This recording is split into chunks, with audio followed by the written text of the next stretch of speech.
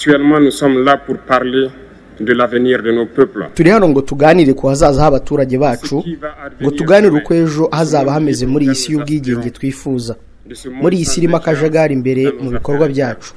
Tubona ibintu kimwe, rero turizera neza ko ari umwanya mwiza wo kubaka umubano mwiza no kubaka ahazaza heza h'abaturage bacu. Wumvise iryo jwi? Irengagiza ibyo wumvise kandi uburetse gutekereza ku butumwa n'uburemere bw'ibyo avuga. Ariko turajya kure wumva ibirenze ibyo. Mbere yo gukomeza ariko umva nirijwi gato. Nous estimons que la dette s'analyse d'abord de par ses origines.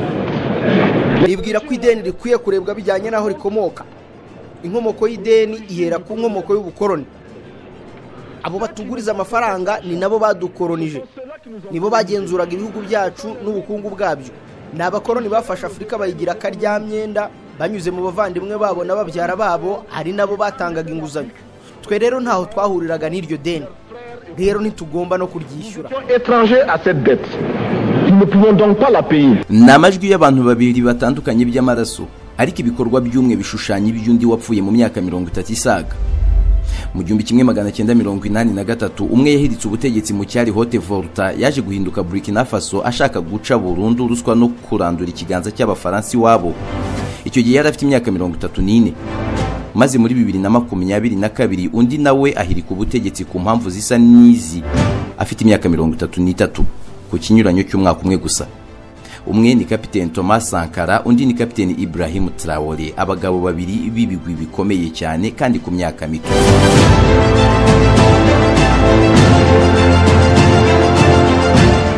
Sankara ahirika ubutegetsi yari afite politike mpuzamahanga ishingiye ku kurwanya bagashaka buhake ku kiguzi cyari cyo cyose byari gusaba kabone naho cyaba amaraso ye nk'uko byaje kugenda.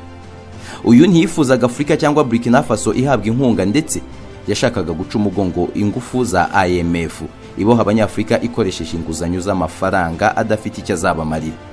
Imbere mu gihugu yararajwe ishinga no kwita ku buhinzi, guca inzara no kurengera ibidukikije, nkaho yateye ibiti miliyoni 10 bitari byarakozwe n'undi mutegetsi n'umwe muri Afrika, ariko bidateye kabiri yaje kwicwa. Bamwe bagashingira ku mishinga ye migari n'imvugo ibaga yahuranya nta kinya yakoreshaga gumura abanyafrika ngo bareke kuragirwa kandi atari amatungo. Uyu mugabo kuva yapfa n'ubahora avugwa buri mwaka ku rwego udashobora no kwibuka neza katakiriho. Ejo bundi aha mu kwezi kwa 10 muri 2022 undi musore witwa Ibrahim Traoré nawe yahiritse ubutegetsi hahandi n'ubundi ashaka gukiza abaturage be ubuhake budahemberwa bw'Ubufaransa ndetse no kurandura ruswa mu gihugu cyamubyaye. Maze abasezeranya amatora mu kwezi kwa 7 muri 2024. Imvugo ye, imyambarire ye, imigendere ye, imishinga n'amatwara biyoboye politike ye birasa neza n'ibya Thomas Isidore Sankara. Uretse guhuza amahame, ubona neza ko uyu mugabo Kapiteni Traoré ari umuntu wamize neza buri kimwe cyarangaga Thomas Isidore Sankara. Uzanabyumva mu mbwirwaruhame zigenda mu buryo bwenda gusa cyangwa se amagambo bakoresha ahura, ariko uhita ubona igisa nka signature cyangwa se ugusozwa kw'imbwirwaruhame zabo. Sankara yasozaga agira ati la patrie ou la mort, nous vaincrons. Uyu nawe asoza agira ati la patrie ou la mort, nous vaincrons. Ugenekereje mu Kinyarwanda no kuvuga ngo ugukunda igihugu cyangwa urupfu tuzatsinda.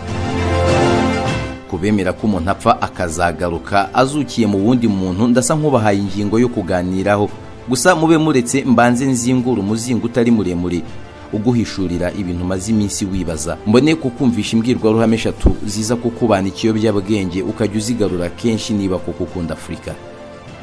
Kuki abantu bahuza cyane Kapiteni Isidore Thomas Sankara na Kapiteni Ibrahim Traoré bose bagiye bahirika ubutegetsi bwa Burkina Faso kandi bakigarurira igikundiro mu mitima yabi wabo n'abanyamahanga? Mbere yo kwinjira neza kuri iyi ngingo, reka mperaha. Ubu kamera z'ibitangazamakuru, amakaramu y'abanditsi n'amaso y'abasomyi byongeye kwimurirwa muri Ukraine na Nigeria, ahari inkuru ziri kumira izindi muri iyi minsi. Tariki 27 na tariki 28 z'ukwezi kwa 7 muri 2023, bidasabye ko natwe tujyayo abaryoherwa n'imikino, amashoti n'amacenga bibera mu kibuga cya politike. Amaso yacu twari twayahanze umujyi wa St Petersburg mu Burusiya, ahari hateraniye inama ihuza Uburusiya n'abategetsi ba Afrika. ikaba inama isobanurwa kwinshi. Bamwe bati ni inama y'umukoloni mushya hejuru y'abanyuzwe no gukolonizwa ariko barambiwe imikoronirize y'abakoloni barambanye bagasanga ingoyi nziza itabakanyagari ya Moscow. Abandi bati Putin w'Uburusiya ni umubyeyi mwiza witeguye kurandata umunyafurika wese ubyemera kandi ubyifuza akamuvana munsi y'ibipfukamiro n'agasuzuguro k'ibihugu by'ibihangange byo mu burengerazuba bw'isi, akanamurinda umujinya w'umuranduranzuzi bashobora gukurikiza umuhakwa uri mu nzira zo guhindura umuhaka cyangwa se umuvana mu buhake bumutwaza inkoni y'icyuma kure yo kwitekerereza no kwihitiramo. Muri uyu muhuro wa Putin n'abategetsi b'ibihugu bya Afurika birimo ibifite agatuza gato ariko bikeneye kukabyibushya n'ibindi byatangiye kwibona nk'abazungura b'ubuhangange mu isi y'ahazaza hateye amatsiko, Perezida Vladimir Putin yatangaje ko we n'abategetsi ba Afurika bemeranyijwe guteza imbere icyabo mu burengerazuba bw'isi bise intambara y'impera nyinshi mu bukoloni bugezweho, aho Putin yarimo ahanagura amadeni Afurika ibereyemo igihugu cye, ari nako ibihugu bya Afurika byanze kumutera umugongo mu gihe isi yose mushaka mu kato, yarimo abiha inkunga y'ingano ngo bagabanye inzara ibarya mu nda amaso ntakore ku yandi. Perezida Putin watanze ingano, imbunda ndetse akanahanagura amadeni y'abakaryamyenda b'abakire ariko badafite ijambo ku bukire bwabo, yafashe akanya ashimangira ko ijambo ry'Uburusiya muri Afurika riri kubona gishyigikira cyane kandi reka gishyigikira iboneke ubu Afurika iri guhabwa ibyo ikeneye ariko yananiwe kwiha. Mu kiganiro n'abanyamakuru yabwiye abahagarariye abaturage miliyari na miliyoni 300 batuye muri Afurika ko Uburusiya bwivanye mu masezerano y'ibinyampeke bigahita bibyara inyungu kuri kompanyi z'Uburusiya zahise zungukirwa no kuzamuka kw'ibiciro, ariko asezeranya abanyafurika ko iyo nyungu igomba gutemba igana mu bihugu bya Afurika ku bwiganze bw'ibihugu bikennye. No kwiyemeza kuzasiga ibihugu 6 bya Afurika birimo Burkina Faso, Zimbabwe, Mali, Somalia, Eritrea na Repubulika ya Central Africa bihawe ingano zishobora kugera kuri toni 50,000. Ibihugu 4 gusa muri Afurika nibyo bitohereje intumwa mu muhuro wa Putin, aho leta 49 zose zari zihagarariwe n'abategetsi mu nzego nkuru z'ibihugu, aho kandi hari abaperezida 17. Muri abo baperezida 17 bavuye muri Afurika, bamwe mu makoti meza abandi mu myambaro ya gisirikare, bagize umwanya wo kuvuga maze si ukwiva inyuma basingiza Uburusiya, abandi bikoma bo mu burengerazuba karahava. Mu magambo yahavugiwe hari ayakagumuriro n'ayandi y'akaminura muhini, ku buryo amwe muri ayo nuba gikomeza kuzenguruka insakaza amashusho nk'izikubiyemo ubutumwa bwerekana ko abanyafurika bakangutse. Bamwe mu bakurikiranye ibyahavugiwe ni abanyafurika bateye amajwi yabo hejuru bavumira ku gahera, barimo Macky Sall wa Senegal wagiye gusaba imihanda ya gari ya moshi ariko nta musaruro zizatwara, ariko bakoma yombi ku ijambo ryavuzwe na Perezida wa Burkina Faso Bwana Kapiteni Ibrahim Traoré watangiye kuvuga bari St Petersburg bagashesha urumeza, ku buryo hari abatangiye gutekereza ko ari umuzimu wa Thomas Sankara nawe wahoze ayobora Burkina Faso. Uyu musore w'umuperezida muto kurusha abandi mu isi unayobora iki gihugu gikize munsi y'ubutaka ariko kikaba mu bikennye ku isi, yatangiye ijambo rye agira ati: Actuellement nous sommes là pour parler de l'avenir de nos peuples. Turi hano ngo tuganire ku hazaza h'abaturage bacu, ngo tuganire uko ejo hazaba hameze muri iyi si y'ubwigenge twifuza, muri iyi si irimo akajagari imbere mu bikorwa byacu. Tubona ibintu kimwe, rero turizera neza ko ari umwanya mwiza wo kubaka umubano mwiza no kubaka ahazaza heza h'abaturage bacu. Les questions que mes générations se posent sont les suivantes, si je peux me résumer. Ibibazo ikiragano cyacu kibaza ni ibi bikurikira, ngerageje kubivuga mu ncamake: ni ukutabasha kumva uburyo Afurika nk'umugabane ufite ubukungu bwinshi buri munsi y'ubutaka, ikagira ibimera bikungahaye, amazi n'izuba rihagije, ariko Afurika ikaba ari wo mugabane ukennye cyane ku isi. Afurika ni umugabane ushonje. Wasobanura ute uko abayobozi b'ibihugu bazenguruka isi bagenda basabiriza? Hari n'ibibazo kandi twibaza ariko tudafitiye ibisubizo kugeza magingo aya. Twabonye amahirwe yo kubaka umubano mushya, ndizera ko uyu mubano uzaba mwiza ndetse ugaha n'abaturage bacu ahazaza heza.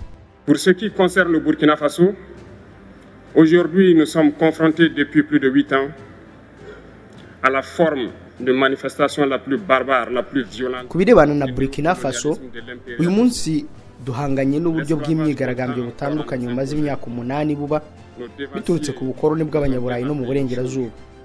Ingaruka z'ubucakara ziracyahari. Ibyo byatwigishije ikintu kimwe: umucakara udashobora kwigaragambya ntakwiye guhabwa icyubahiro ku butaka bwe. Ntabwo twaba ku butaka bwacu ngo twemerere abaza kutuvangira iwacu. abaturage ba Burkina Faso bahisemo kurwanya iterabwoba, kubaka ubushobozi bw'abaturage. Abaturage benshi barabyemeye bafata icyemezo cyo gufata intwaro ngo barwanye iterabwoba. Abo tukaba twarabise VDP y'abakorerabushake. Twatunguwe no kubona abanyaburayi bafata uyu mutwe nk'indi yose y'iterabwoba. Birababaje kuko i Burayi iyo umuturage afashe intwaro ngo aharanire ubusugire bw'igihugu cye afatwa nk'intwari. Basogokuruza bacu batwawe ngo bajye gutabara Burayi, ntabwo byari ku bushake bwabo, ahubwo byakozwe bihabanye no gushaka kwabo. Abagerageje kwirwanaho bishwe bunyamaswa. Twe rero iyo abaturage bacu bafashe icyemezo cyo kwirwanaho dufatwa nk'ibyihebe, ariko hariya kuri bo nta kibazo kirimo iyo babikoze. Ikibazo ariko gikomeye ni ukubona abayobozi b'ibihugu bya Afurika batagira icyo baha abaturage barwanira ukuri, ahubwo bagafasha abanyaburayi kuririmba indirimbo yo kwita abaturage imitwe y'iterabwoba n'abatubahiriza uburenganzira bwa muntu. Ese uburenganzira bwa muntu muvuga ni ubuhe? Ese ntibyaba bihagije kuba turwanya biriya biteye isoni? Birasaba ko twabayobozi b'ibihugu bya Afurika turekeraho kwitwara nk'udukinisho tubyina buri gihe iby'abanyaburayi bavuze. Ejo hashize Perezida Vladimir Putin yatangaje ko agiye kohereza ibinyampeke muri Afurika.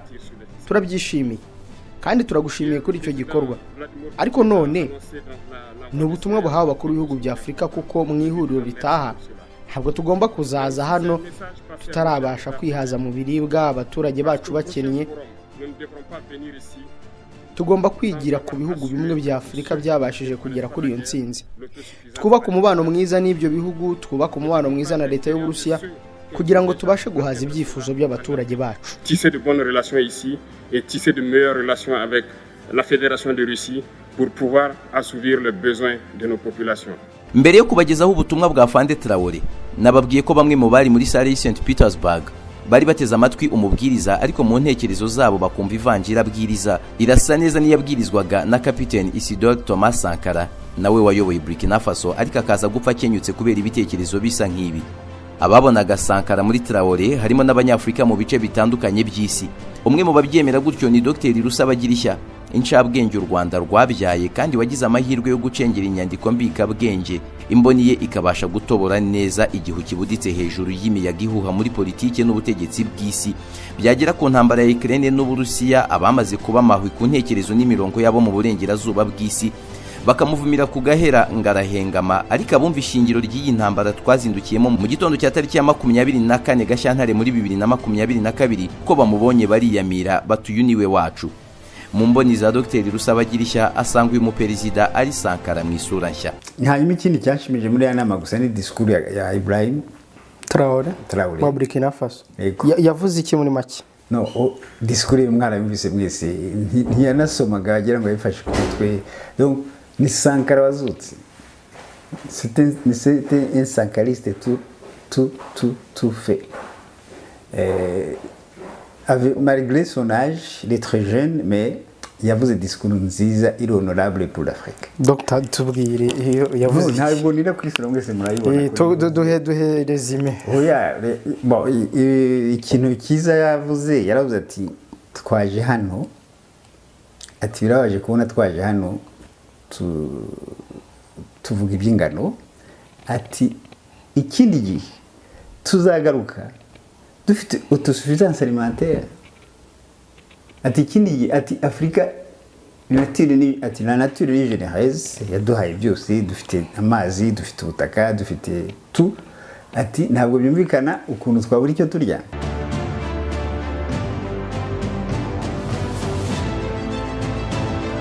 Ibrahim Traoré uvugwa n'umusirikare w'umunyaburkina Faso wigize umuyobozi w'agateganyo muri Burkina Faso kuva tariki 30 z'ukwezi kwa 9 muri 2022 nyuma yo guhirika uwari perezida Paul Ali Sandawogo Damiba ku myaka 34 gusa.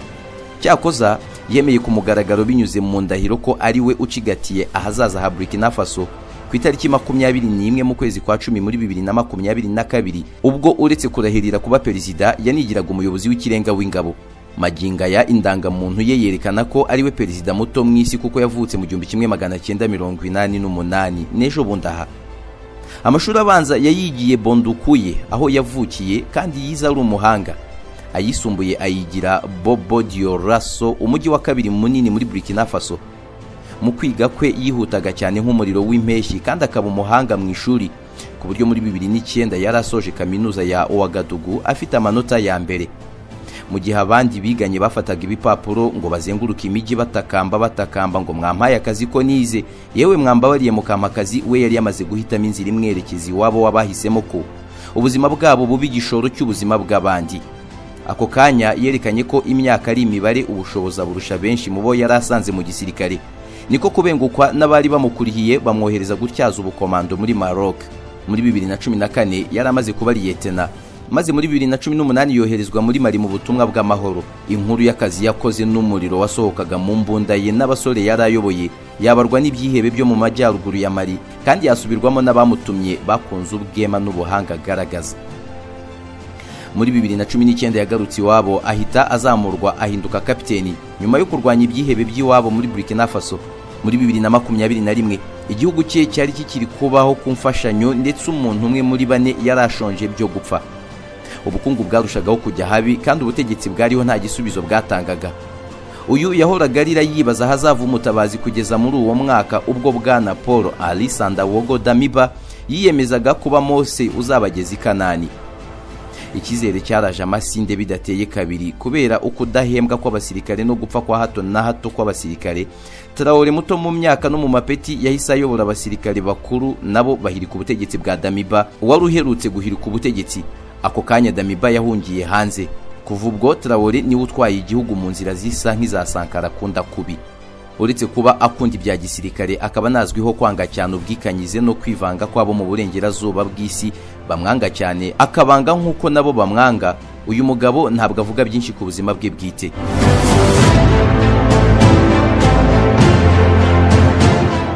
Maze rero bakundwa ba Primo Media Rwanda, mwemere mve kuri kopi nsubire kuri original.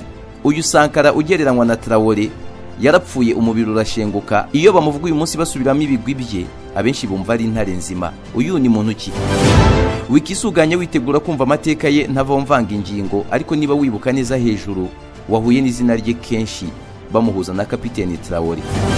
Tariki 29 z'ukwezi kwa karindwi mu 1987 ihura neza na tariki 28 z'ukwezi kwa karindwi 2023 wumviyeho ijambo ryavuzwe n'uyu Traoré mu Burusiya. Icyo gihe kuri itariki nkubwiye yo mu 1987 nabwo Sankara yavuze ijambo rikomeye bishoboka cyane ko ari naryo yaje kuzira. Uyu yari arimo agumura abanyafurika ngo bakanguke maze bareke kwikora mu mufuka bajya kwishyura ababagurije mu bijurano babibye. Ni ijambo rimaze imyaka isaga 30, ariko umunyafurika ukunda uyu mugabane w'ubuzima yumva ibizonga mubiri bikamusaga. Reka twongere tuzuri ibyavuzwe na Sankara byanagejeje ku rupfu rwe. Nous estimons que la dette s'analyse d'abord de par ses origines. Nibwira ko ideni rikwiye kurebwa bijyanye naho rikomoka. Inkomoko y'ideni ihera ku nkomoko y'ubukoroni. Abo batuguriza amafaranga ni nabo badukoronije, nibo bagenzuraga ibihugu byacu n'ubukungu bwabyo. N'abakoroni bafasha Afrika bayigira akaryamyenda banyuze mu bavandimwe babo n'ababyara babo, ari nabo batangaga inguzanyo. Twe rero ntaho twahuriraga n'iryo deni, rero ntitugomba no kuryishyura. Étranger à cette dette, nous ne pouvons donc pas la payer. La dette, c'est encore ideni nanone n'ubukoroni bugezweho, aho abakoroni bigize abafasha mu bya tekinike, ariko ibyo twabyita tekinike yo kwica. En fait, nous devrions dire qu'ils se sont transformés en assassins techniques. Et ce sont eux qui nous ont proposé des sources de financement. Baza batuzanira inkunga n'ubufasha bw'inkunga nk'aho inkunga ishobora kubyara iterambere ry'ahandi. Twagiriwe inama yo kugana aba batanga nguzanyo, tweretswe inguzanyo ku biciro byiza ubwo tuba dutawe mu madeni y'imyaka 50, imyaka 60 cyangwa irenga. Nukuvuga ngo twasunikiwe mu guhemukira abaturage bacu mu gihe cy'imyaka 50 cyangwa irenga. Pour 50 ans, 60 ans, même plus. C'est-à-dire que l'on nous a amenés à compromettre nos peuples pendant 50 ans et plus. Mais la dette, c'est sa forme actuelle. Uburyo iri deni riteye ni ukuyoborwa n'abagashaka buhake. ideni ni uburyo bw'amayeri bakoresha bongera kwigarurira Afurika hagamijwe kuyibuza gukura no gutera imbere ndetse ikayoborwa n'amategeko mvamahanga. Ku bw'ibyo buri umwe muri twe ahita ahinduka umucakara mu bijyanye n'ubukungu, ari nabyo bisobanura umucakara nyawe.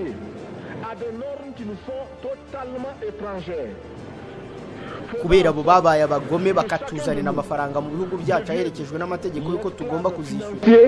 C'est-à-dire l'esclave tout court de ceux qui ont eu l'opportunité, la ruse, la fourberie de placer les fonds chez nous avec l'obligation de rembourser.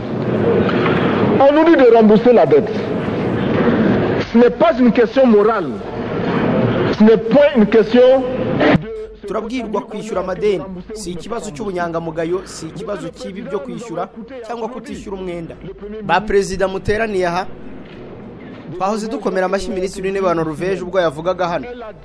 Ni umunyaburayi ariko nawe ubwe yavuze ko ideni ryose ridashobora kwishyurwa. Bwa mbere ideni ntirishobora kwishyurwa kuko nitutishyura batugurije ntibazapfa. Uko niko kuri. Ariko twe nitwishyura tuzashirira ku icumu kandi ibyo nabyo nuko. Nos bailleurs de fonds ne mourront pas. Soyons-en sûrs. Par contre, si nous payons, c'est nous qui allons mourir. Soyons-en sûrs également. Ceux qui nous ont amenés, ceux qui nous ont conduits à l'endettement, ont joué comme dans un casino. Quand ils gagnaient, abo badutaye mu madeni ni nkaho badukiniyeho urusimbi. Iyo batsinda nta mpaka zari kubaho, ariko ubu kuko bagoswe n'ibihombo batangiye kutwishyuza kandi turavuga ibihombo. Inshuti ba perezida barakinnye barariwe kandi ayo niyo mategeko y'umukino, ubundi ubuzima bugakomeza.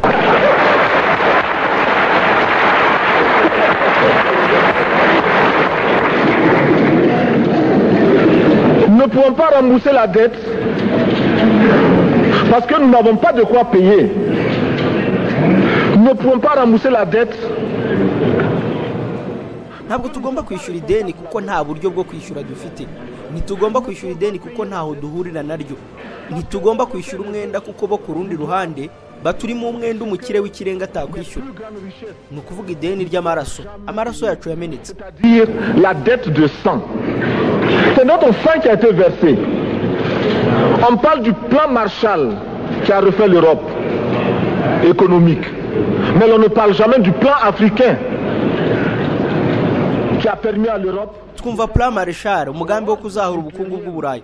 Ariko nitwumva umugambi wa Afurika yakuye Uburayi mu nzara z'ingaruka mbi za Hitler. Igihe ubukungu bwabo bwaraharindimuka, ugutuza kwabo kurahabi, ninde watabaye Uburayi? Na Afurika.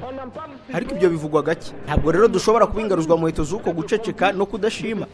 Niba abandi badashobora kuririmba amashimwe yacu, twe dushobora gutinyuka kuvuga ko badata bara abanyamurava ngabo zacu zarokoye Uburayi bakavana isi yose mu nzara z'abanazi. Que nos anciens combattants ont sauvé l'Europe et finalement ont permis au monde de se débarrasser du nazisme. Ni ijambo rirerire yasoje ababwira ko nibatamushyigikira azicwa nta kabuza, kandi ni nako byaje kugenda mu minsi mike yakurikiye. Mbabwiye incamake y'ibyamuranze mu buzima bwe, mwakumva ko Thomas Isidore Sankara abanyafurika benshi bamuzi nk'umutegetsi waharaniye impinduramatwara igamije kwigira nyako kwa Afurika. Yarabigerageje mu myaka 4 gusa yamaze ku butegetsi.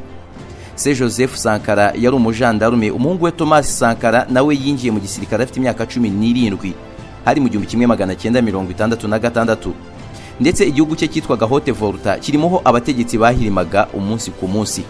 Uyu yize amashuri ya gisirikare, ayarangije ajya mu mirimo ya gisirikare inyuranye, aza no gushyirwa mu mirimo y'abanyapolitike, aho yagiye agaragaza ibitekerezo byo kubaka igihugu kitarimo ruswa, akarengane no kutagendera kuri politike y'Ubufaransa. Mu 1983 bamugize minisitiri w'intebe, ariko hashize amezi make ahita afungwa we n'inshuti ze. Hari yashizwe umwanya muto Jean Christophe Mitterrand, umujyanama kuri politike ya Afurika wa se Perezida François Mitterrand asuye iki gihugu. Mu kwezi kwa 8 mu 1983 abasirikare b'inshuti ze bayobowe na Blaise Compaoré bakoze kudeta. Sankara arafungwa ndetse ahita aba perezida wa Haute-Volta. Ni kudeta bafashijwemo na Libya ya Colonel Muammar al-Gaddafi yari ishyamiranye n'Ubufaransa mu ntambara muri Chad. Sankara yazanye impinduka zikomeye, ahera ku izina ry'igihugu akita Burkina Faso, bisobanurwa nk'igihugu cy'inyangamugayo. Yagenderaga cyane ku matwara nka ya Fidel Castro ndetse na Che Guevara ba Cuba hamwe na Jerry Rawlings wo muri Ghana. Yavuguruye ubuhinzi nk'uko nakubwiye, atangiza imirimo rusange y'abaturage igamije guteza imbere ubuhinzi, umurimo n'ubumwe, ndetse yazamuye agaciro k'abagore. Abanenze ubutegetsi bwe bavuga ko yashyizeho inkiko zacaga imanza zibogamye ku bashinjwaga kurwanya ubutegetsi, kandi bamushinja kwirukana abarimu basaga 25,000 kuko bagiye mu myigaragambyo, ndetse akarema umwuka w'ubwoba mu gihugu ku batavuga rumwe n'ubutegetsi bwe. Perezida Sankara yagurishije imodoka z'abategetsi za Mercedes Benz, ategeka ko bose bazajya bagenda mu modoka nto za Renault 5, imodoka yari ihendutse icyo gihe mu gihugu. Yamaganaga cyane inkunga z'amahanga, akavuga ko ukugaburira anagutegeka. Yasabye ibihugu bya Afurika guhagarika kwishyura inguzanyo z'ibihugu bikize kuko ari nabyo bisahura umutungo w'ibikennye. Uyu yanze ko bamuha klimatizeri cyangwa se icyuma gitanga ubuhehere mu biro bye, avuga ko ari ikintu gihenze cyo kwimeza neza kandi abaturage benshi b'igihugu batabasha kwigurira. Uyu Sankara yakoze byinshi, yewe n'uyu Traoré hari ibyo akora ukabonamo kumwigana. Nkaho akigera ku butegetsi nawe yahise atangira kugabanya imishahara y'abayobozi bakuru, avuga ko nta buryo abayobozi bahembwa umurengera w'amafaranga nyamara abaturage bashonje. Sankara yapfuye amaze imyaka 4 ku butegetsi nk'uko nabikubwiye hejuru. Uyu Traoré turi kugerageza kubahuza nako bahurira mu myitwarire n'ibikorwa, nawe ateganya gukoresha amatora muri 2024. Ese aziyamamaza?